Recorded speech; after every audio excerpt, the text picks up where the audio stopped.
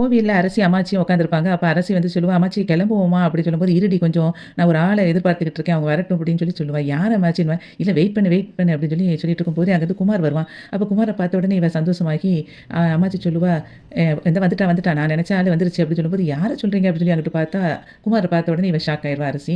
"அம்மாச்சி நீங்க என்ன பண்றீங்கன்னு தெரியுதா உங்களுக்கு? யாராவது பார்த்தா என்ன ஆகும்?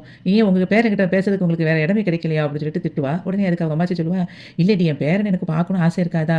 என் மகன்கிட்ட பேசலைன்னா எனக்கு பேரன் இல்ல ஆயிருவான். எனக்கு அவன பார்த்து பேசணும்னு தோணும்ல" அப்படின்னு அவ சொல்லிட்டு இருப்பா. "அதுக்கு நீங்க வீட்ல வச்சு பேச வேண்டியது தானே" அப்படின்னு இவ சொல்லிட்டு இருப்பா. "அங்க வச்சுலாம் அந்த அளவுக்குலாம் பேச முடியாதுடி. நீ இருடி" அப்படின்னு சொல்லிட்டு அவங்க அம்மாச்சி அவள சும்மா இருக்க சொல்லிட்டு, குமார் அப்படின்னு கூப்பிட்ட உடனே குமார் வந்து அவங்க அப்பாத்தாவ பார்த்துட்டு, "அப்பத்தா இங்கேயா இருக்கேன்னு" சொல்லிட்டு வந்துட்டு, "எப்படி இருக்கீங்க அப்பத்தா?" அப்படின்னு கேட்பான். "நான் நல்லா இருக்கேன்ப்பா" அப்படின்னு சொன்ன உடனே அரசி அப்படி பார்த்துட்டு இருப்பான். அரசி வந்து தேங்காவ உடைக்க முடியாம இப்படி உடைச்சிட்டு இருப்பாளா, அப்போ இவன் சொல்லுவான், "கொண்டா நான் வேணா உனக்கு உடைச்சு தரேன்னு" சொல்லுவான். உடனே அவ, "அதெல்லாம் நானே உடைச்சுக்கிடுவேன்னு" சொல்லிட்டு வேகமா அடிக்கிறத பார்த்தோன்னே தேங்காய் வந்து சிதறிரும். உடனே "எப்பா என் மேல உள்ள கோவத்த என்னம்மா காட்டுறா" அப்படின்னு சொல்லிட்டு இவன் அமைதியாயிருவான். அதுக்கப்புறம் அவங்க அப்பத்தா வந்து சொல்லுவா, குமார் அங்க நிக்கிறது வந்து நம்ம தர்மகர்த்தா தானே?" அப்படின்னு கேட்பா. "ஆமா அம்மாச்சி" அப்படின்னு அவ சொல்லுவா. உடனே "அப்ப இருங்க நான் வந்துருதேன். போயிட்டு அந்த தர்மகர்த்தாவுக்கிட்ட ஒரு வேலை இருக்கு. ஒரு பூஜைக்கு சொல்ல வேண்டிய விஷயம். அத போய் நான் சொல்லிட்டு வந்துருதேன்" அப்படின்னு அவ சொல்ல போவா. அப்போ இவன் குமாரன் சொல்லுவான், "இருங்க அப்பத்தா நானும் வாரேன் உங்களுக்கு துணைக்கு" அப்படின்னு சொல்லும்போது, "இல்லடா நான் போயிட்டு வந்துருந்தேன். ஒரு நிமிஷம் நீ இங்கேயே இரு" அப்படின்னு சொல்லும்போது, இவ சொல்லுவா அரசி, "நானும் வரேன் அப்ப துணைக்கு" அப்படின்னு "இல்ல நான் மட்டும் போயிட்டு வந்தர்றேன். நீங்க 2 பேரும் பேசிட்டு இருங்க" அப்படின்னு சொல்லும்போது, அரசி செமையா கோவப்பட்டுட்டு, "உங்க பேரன்கிட்ட நான் எதுக்கு பேசிட்டு இருக்கணும்? நீங்க தேவையில்லாத வேல பார்த்துட்டு இருக்கீங்க அம்மாச்சி. இந்த மாதிரி இனிமேலாம் பண்ணாதீங்க அம்மாச்சி" அப்படின்னு அவ சொல்லுவா. அதுக்கு பாவண்டி அவன், குமார் வந்து ரொம்ப இப்ப திருந்திட்டான் அப்படின்னு சொல்லும்போது, "அத நீங்க வேணா நம்பிக்கோங்க. தேவையில்லாம என்கிட்ட சொல்லிட்டு இருக்காங்க. திருந்துனா அவருக்கு நல்லது தான்" அப்படின்னு அவ சொல்லுவா. "உன்கிட்ட கால்லலாம் விழுந்து மன்னிப்பு கேட்டான்டி.